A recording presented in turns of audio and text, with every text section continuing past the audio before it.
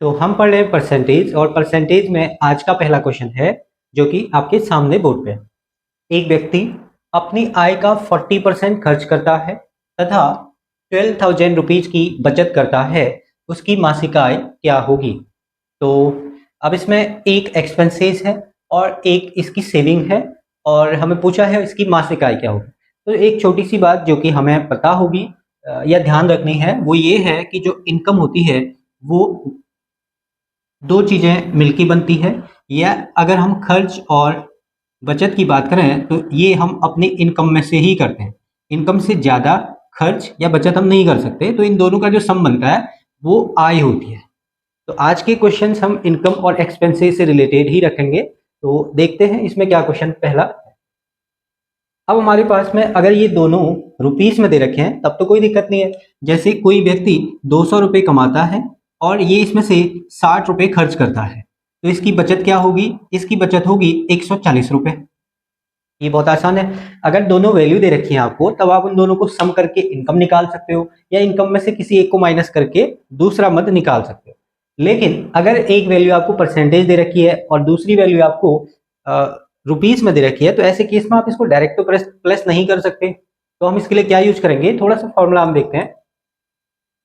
और हमें ये बात भी मालूम है कि किसी भी पर्सन की जो इनकम होती है वो अपने आप में 100% होती है।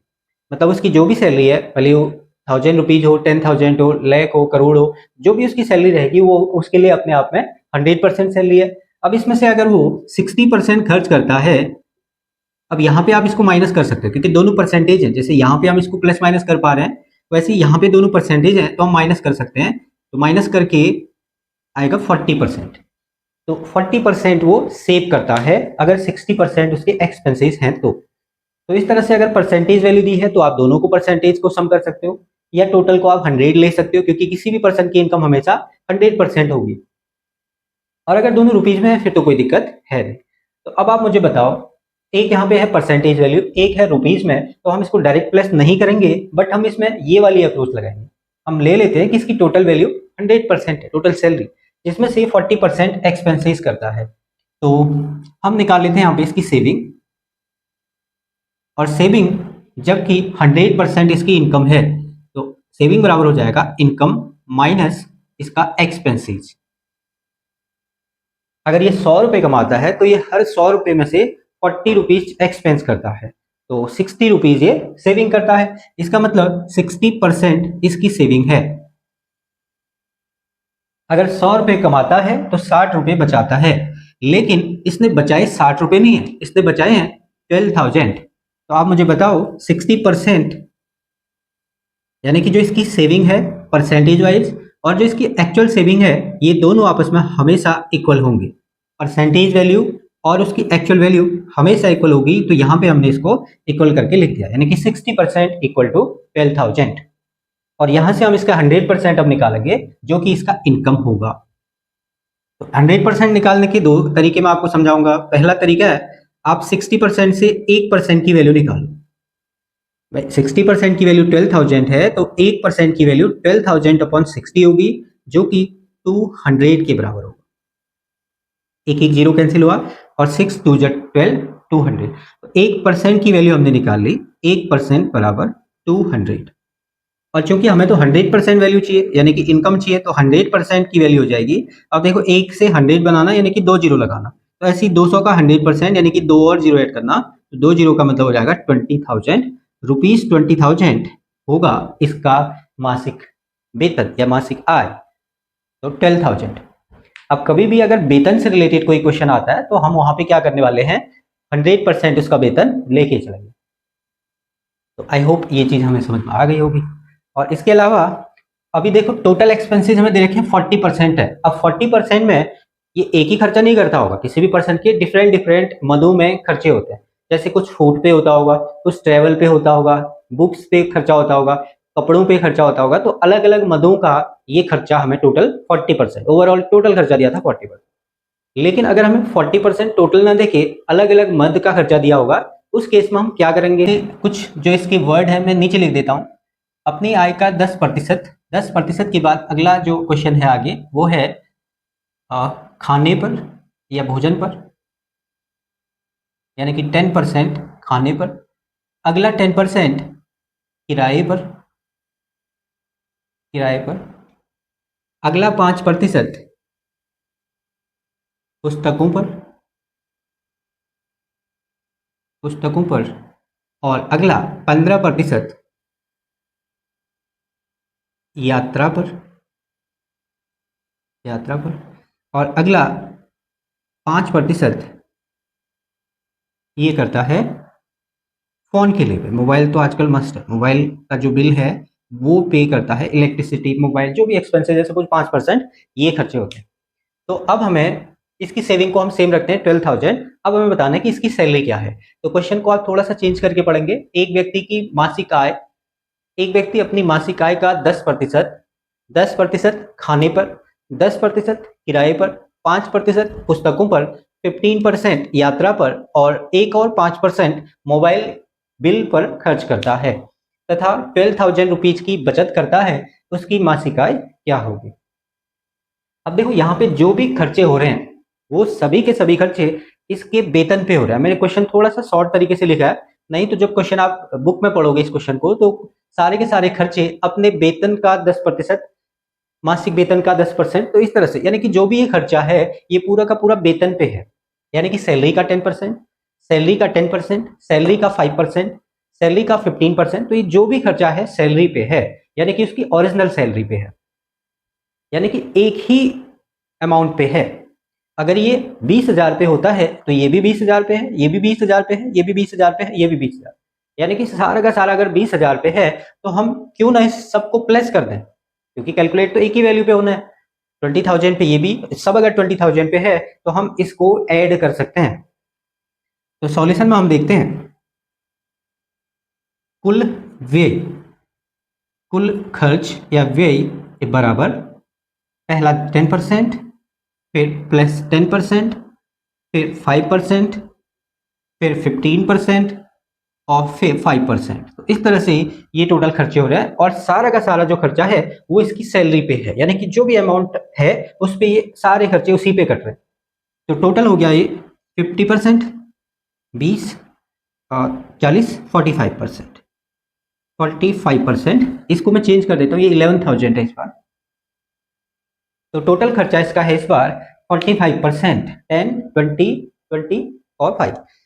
तो यानी कि ओवरऑल सैलरी का 45% ये खर्च करता है। अगर ये 45% खर्च करता है तो 100 कमाता है, और 100 कमाता है तो फिर ये 55 बचत करता है। तो यहाँ से हम लिखते हैं इसका बचत वाली वैल्यू। तो बचत हो जाएगी क्योंकि 100% सैलरी है, उसमें से 45% खर्च हो गई, तो इसका मतलब 55% इसकी सैलरी सेव होती है।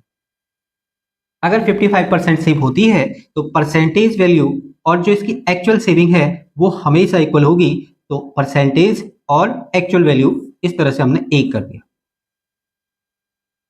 तो अभी हमने पिछले क्वेश्चन में इसको 1% निकाला था, अभी भी 1% निकालेंगे, बट आप इसको ऐसे भी लिख सकते हो 11,000 डिवाइड बाई 55, ये 1% होगा। अब 1% ना लिख के हम सीधे इसको 100% निकाल देते हैं, तो 100 से मल्टीप्लाई करते हैं। तो सॉल्व करते हैं, 55 टू जा 110 और 200 गुणा 100, अगेन इसका आंसर आया 20,000। तो ये पर्सन 20,000 रुपीज कमाता है। आई होप ये क्वेश्चन भी आपके समझ में आया होगा। तो जब भी आपको सैलरी पे एक्सपेंस हो रहे होंगे आप इसी तरीके से इसको सॉल्व करेंगे। अब इसमें एक और क्वेश्चन बनता है जो कि हर खर्चा सैलरी पे नहीं होता। इस क्वेश्चन और उस क्वेश्चन में यही डिफरेंस है जो मैं आगे लिखने जा रहा हूं, कि इसमें सारे के सारे खर्चे सैलरी पे बेस्ड है। ये भी इसकी सैलरी पे है, ये भी इसकी सैलरी पे है, ओरिजिनल सैलरी पे है। अब जो आगे क्वेश्चन होगा उसमें ओरिजिनल सैलरी नहीं होगा। जैसे 100 रुपए कमाए तो 10 खर्च हुए तो 90 बचे, पहला। फिर अगला जो 10% होगा ये 90 पे होगा, तो उसमें लिखा रहता है साफ साफ वर्ड रिमेनिंग सैलरी पे वो एक्सपेंसेस होगा। तो क्वेश्चन लिखते हैं पहले, फिर सॉल्यूशन। तो नेक्स्ट क्वेश्चन इज, एक व्यक्ति अपनी आय का 20% भोजन पर खर्च करता है तथा शेष आय का 25% यात्रा पर खर्च करता है। इसके बाद उसके पास 2,000 रुपये बचते हैं। यात्रा पर खर्च करने के बाद ₹2,000 बचाता है। उसकी वार्षिक आय क्या होगी? तो अब जो भी खर्चा है वो शेष वेतन पे है। ये वर्ड आपको ध्यान रखना है, जब भी शेष आय का या रिमेनिंग सैलरी पर कैलकुलेट होगा तो आप पिछला वाला कंसेप्ट आप यूज नहीं करोगे। देखो पिछले वाले और इस क्वेश्चन में क्या डिफरेंस हो गया, अगर 100 रुपीज है, अगर विदाउट सेस है तो 20 और 40, 20 और 25 45 हो गया।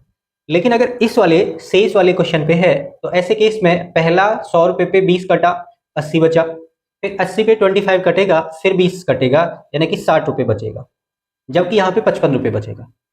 तो ये दोनों में डिफरेंस है कि पहले 100 रुपए सैलरी, 20 रुपए इसने खर्च किए भोजन पे, तो 80 रुपए शेष बचे, और यहाँ पे फिर इसने 20 रुपए और खर्च किए यात्रा पे, तो इसके पास बचे 60 रुपए, ये शेष है।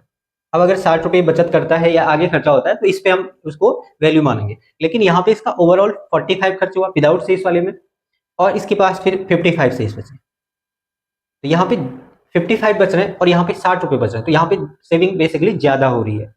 फिलहाल इस चीज को भी आपको ध्यान रखना है कि किस तरह से इस पे कैलकुलेट होता है।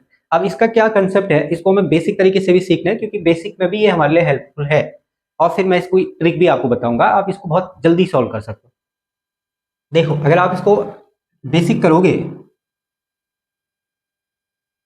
तो ये बनेगा, सपोज हम इसकी आय को ले लेते हैं एक्स, माना मासिक आय बराबर रुपीज एक्स रुपए है। इसके बाद जो इसका पहला एक्सपेंस है वो है भोजन, फूड, भोजन। तो भोजन पे ये खर्च करता है 20%, और 20% मीन्स 1/5, तो ये बना x/5, x/5 रुपए इसने खर्च किए। इसके बाद इसके पास क्या बचा, सबसे पहले हमें यहाँ पे शेष वैल्यू निकालनी होगी। शेष क्या वैल्यू बची, तो शेष बचा x minus x/5, x minus x/5 का मतलब हो गया 4x/5 रुपए।